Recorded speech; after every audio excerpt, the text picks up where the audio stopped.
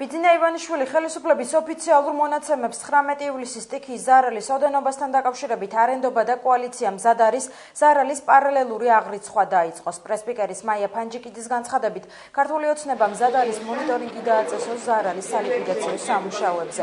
როგორც ქართული ოცნების პრესპიკერმა განაცხადა, ზარალი არის აჯერ უფრო დიდი იმასთან შედარებით, რა დახმარებასაც ხელისუფლება დაზარალებულ მოსახლეობას თავაზობს. დღესვე მაია ფანჯიკიძემ კამპანია ეშენგეხებას ინიციატივაზეც ისაუბრა. მისი თქმით, კოალიცია ქართული ოცნება კამპანია ეშენგეხებას ინიციატივას უერთდება, რომელმაც სამართლიანი, კონკურენტული და მშვიდობიანი საარჩევნო პროცესი უნდა უზრუნველყოს.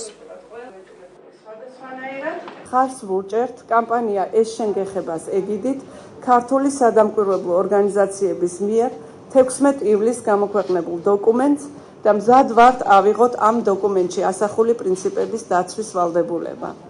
ვთვლით, რომ მმართველი პარტიის ბოლოდროინდელი ალტერნატიული ინიციატივები, მათ შორის აღნიშნული დოკუმენტის რაიმე სხვა დოკუმენტის დამატებად განხილვის თაობაზე, ხელს არ უწყობს დეკლარირებული მიზნის მიღწევას.